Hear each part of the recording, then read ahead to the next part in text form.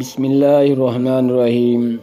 السلام علیکم سامعین، کتاب بات کر کے دیکھتے ہیں، مصنف سراج احمد تنولی۔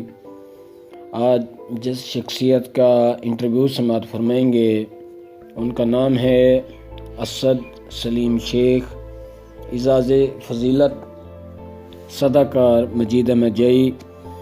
مجید احمد جئی آڈیو لائبریری کے تعاون سے آپ سماعت فرما رہے ہیں۔ اسد سلیم شیخ کا تعلق درس و تدریس کے شعبے سے ہے۔ آج کل گورنمنٹ ڈگری کالج پنڈی بھٹیا میں بطور پرنسپل اپنی خدمات سر انجام دے رہے ہیں۔ آپ تحقیقی و علمی خدمات پر صدارتی ایوارڈ اعزاز فضیلت سے نوازے جا چکے ہیں۔ اس کے علاوہ کئی کتابوں پر ایوارڈز حاصل کر چکے ہیں۔ آج ان سے خصوصی گفتگو کا موقع ملا ہے، آئیے آپ بھی پڑھ کر محظوظ ہوئیے۔ آپ کب اور کہاں پیدا ہوئے؟ میرا تعلق وسطی پنجاب کے تاریخی قصبہ پنڈی بھٹیاں سے ہے۔ یہیں 26 جولائی 1962 کو شیخ ودھاون فیملی میں جنم لیا۔ ابتدائی تعلیم کہاں سے حاصل کی؟ اپنی ابتدائی زندگی کے بارے میں کچھ بتائیے۔ Matric government high school Pindi Bhattian سے 1977 میں کیا۔ اس کے بعد مزید تعلیم کے لیے لاہور چلا گیا۔ F A government Islamia college civil lines Lahore سے کیا۔ گریجویشن گورنمنٹ کالج لاہور سے کیا اور ایم اے سیاسیات پنجاب یونیورسٹی سے کیا۔ دوران طالب علمی تحقیقی و تخلیقی سرگرمیوں کا آغاز ہو گیا تھا۔ اس دوران سماجی کاموں میں بھی حصہ لیا اور ینگ فیلو سوسائٹی اور یوتھ لیگ کے صدر اور سیکرٹری کی حیثیت سے نوجوانوں کی فلاح و بہبود کے لیے کام کیا۔ کن کن اداروں میں ملازمت کی؟ 1986-87 میں پبلک سروس کمیشن کے ذریعے بطور لیکچر تقرری ہوئی۔ پہلی تعیناتی گورنمنٹ کالج ملکوال میں ہوئی، پھر گورنمنٹ اسلامیہ کالج چنیوٹ میں آ گیا اور یہاں 7 سال گزارے۔ 1996 میں government degree college Pindi Bhattian کا قیام عمل میں آیا تو میں یہاں آ گیا۔ یہ میرا آبائی شہر ہے۔ 13 سال بطور وائس پرنسپل کام کیا اور اب 4 برس سے اسی کالج میں پرنسپل کی حیثیت سے کام کر رہا ہوں۔ اسد سلیم شیخ کی 2 جملوں میں تعریف کیسے کریں گے؟ ایک محقق، لکھاری، تاریخ نویس، سفر نامہ نگار، انسان دوست، معلم، متنظم، یہ سب حیثیتیں میری زندگی کے ساتھ جڑی ہوئی ہیں۔ ایک عام سا سوال جو ہر انٹرویو لینے والا کرتا ہے کہ حرف اول سے نعت کب اور کیسے جڑا؟ مجھے کچھ ادبی ماحول ورثے میں ملا تھا۔ میرے پردادا شیخ غلام محی الدین شعری شغف رکھتے تھے۔ 1940 کی دہائی کے ان کے شاعری شاہپارے میرے پاس محفوظ ہیں۔ میرے دادا شیخ محمد حسین ودھاون بھی پنجابی میں شعر کہتے تھے۔ چچا محمد اصغر منشا بھی اردو شاعر تھے۔ اخبار ہمارے گھر میں روزانہ آتا تھا۔ میں 8ویں جماعت میں تھا کہ یہاں کی ایک سماجی تنظیم انجمن اصلاح المسلمین جو 1932 میں قائم ہوئی تھی اور میرے دادا شیخ محمد حسین جو اس کے صدر تھے کہ زیر انتظام لائبریری کی سلور جبلی 1975 میں منائی گئی۔ اس موقع پر تقریب میں قدرت اللہ شہاب، مولانا عبد المتین ہاشمی، پروفیسر ایس ایم گریواؤ ایسی علمی و ادبی شخصیات تشریف لائیں۔ مجھے ان دانشوروں کی گفتگو سننے کا موقع ملا، ان سے متاثر ہوا۔ 9ویں کلاس میں تھا کہ میں نے پہلی کہانی لکھی، شرارت کی سزا۔ وہ روزنامہ امروز کے بچوں کے صفحہ پر 1976 میں شائع ہوئی۔ اس کے بعد لکھنے لکھانے کا سلسلہ رکا نہیں۔ آپ کی ایسی کون سی تخلیقی تحریر ہے جس کی وجہ سے آپ دنیا بھر کی علمی و ادبی شخصیات میں مقبول عام ہوئے؟ میرا زیادہ تر کام تحقیق کے حوالے سے ہے اور میرا زیادہ تر موضوع پنجاب کی تاریخ، ثقافت، ادب سے ہے اور اب تک میری 20 کے قریب کتب شائع ہو چکی ہیں، جن میں افغان مہاجرین، دلے دی بار، نگر نگر پنجاب، ٹھنڈی سڑک، کچھ سفر بھولتے نہیں، حاکمان پنجاب، نواب سعد اللہ خان، انسائکلوپیڈیا تحریک پاکستان وغیرہ شامل ہیں۔ مگر جن کتب نے مجھے شناخت بخشی ان میں دلے دی بار، ٹھنڈی سڑک اور نگر نگر پنجاب ہیں۔ سفر نامہ نگاری و ناول نگاری میں ایسے کچھ نام جن سے آپ متاثر ہوں۔ کیا موجودہ دور میں کوئی ناول نگار یا سفر نامہ نگار ہے جس نے آپ کو متاثر کیا ہو؟ ادبی حوالے سے میں نے صرف ایک ہی صنف میں طبع آزمائی کی ہے اور وہ صنف سفر نامہ نگاری کی ہے۔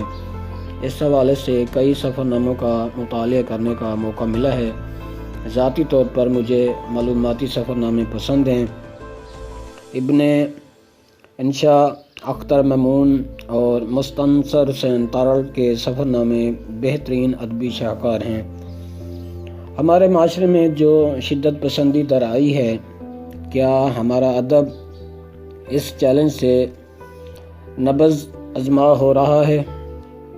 موجودہ دور ایک ذہنی بحران کا دور ہے اور اس بحران کی سب سے بڑی علامت شدت پسندی ہے۔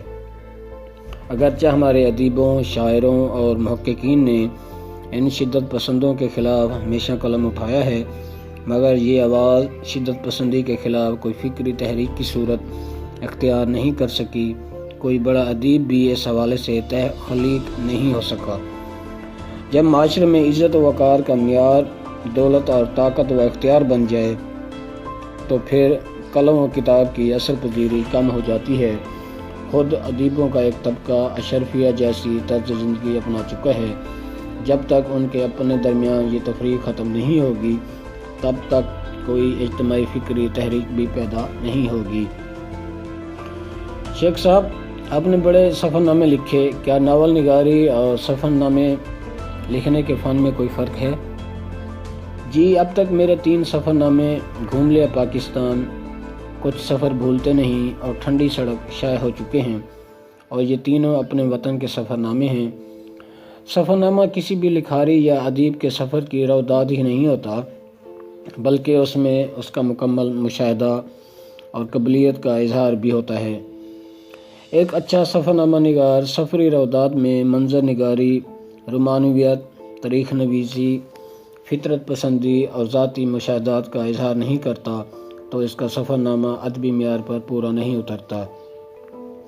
سفر نامہ اس لحاظ سے ناول سے الگ ہے کہ ناول میں آپ نے ایک کہانی جس کا خیال اور تصور یا خاکہ پہلے ہی سے آپ مرتب کر لیتے ہیں بیان کرنا ہوتا ہے۔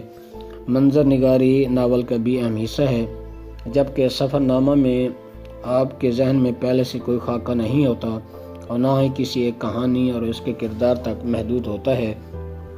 اس لیے دونوں میں بہت فرق ہے۔ اردو میں ہندی کے رائج الفاظ کیسے نکال سکتے ہیں جب کہ ہندوستان خود کہتا ہے کہ اردو ہماری زبان نہیں؟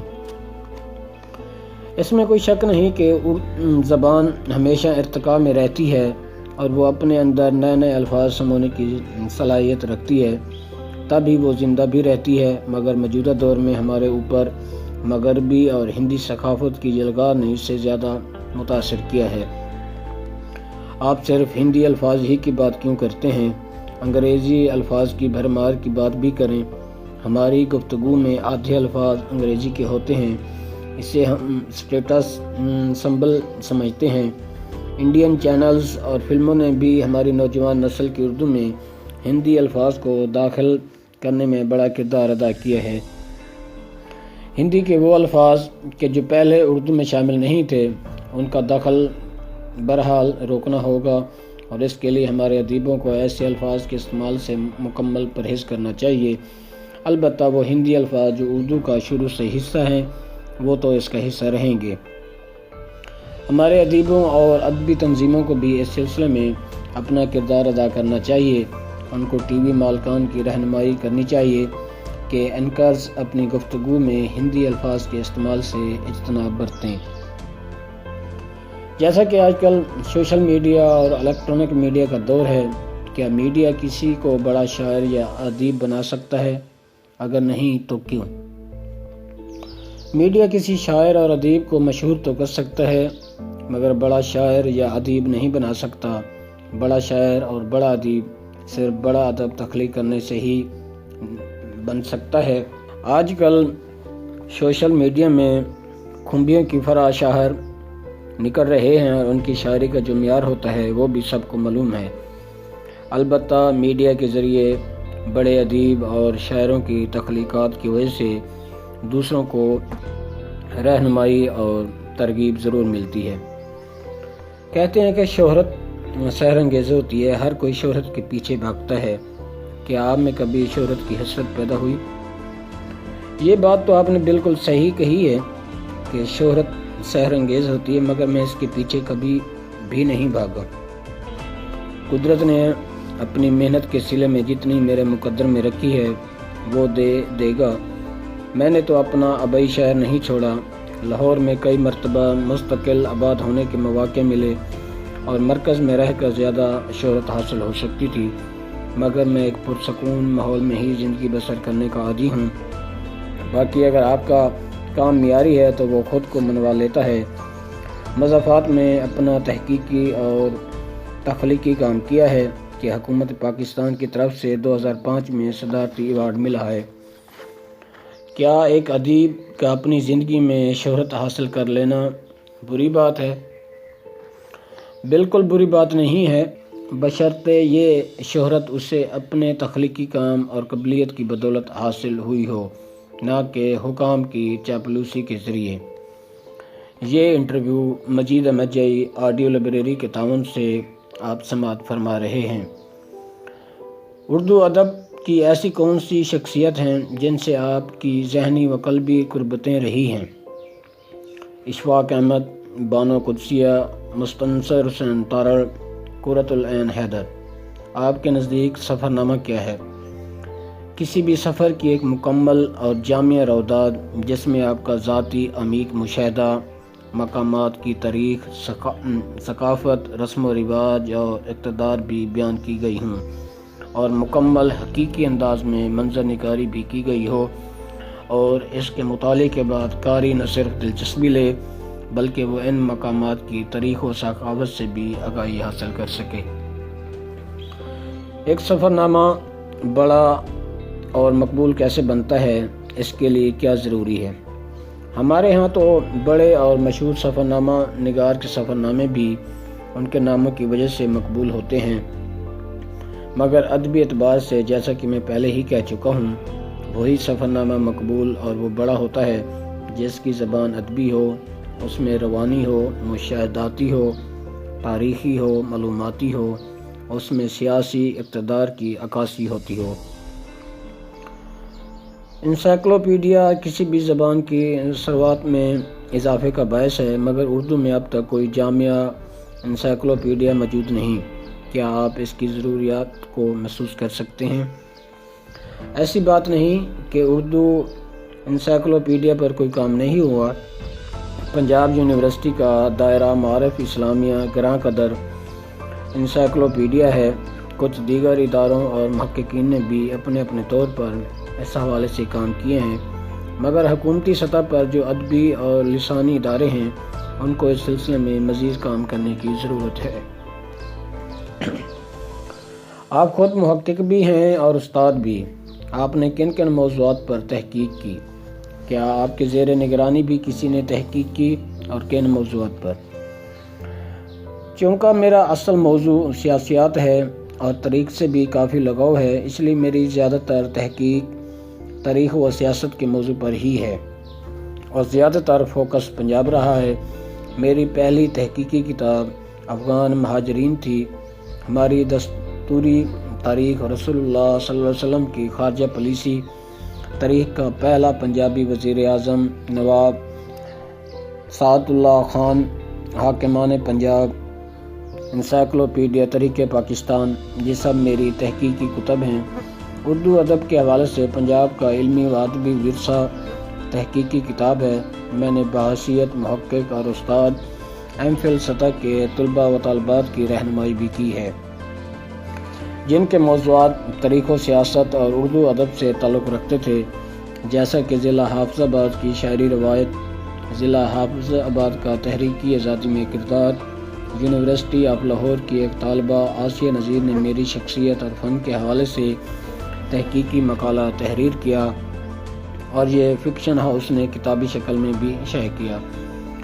علاوہ ازیں میرے سفر نامہ کچھ سفر بھولتے نہیں پر بھی لاہور کی ایک طالبہ نے BS اردو کا مقالہ تحریر کیا۔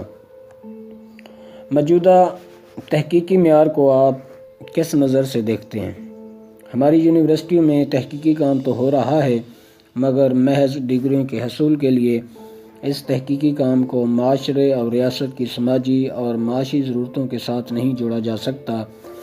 اسی وجہ سے ہزاروں تحقیقی مقالے یونیورسٹیوں کی الماڑی میں بند اور بیکار پڑے ہیں۔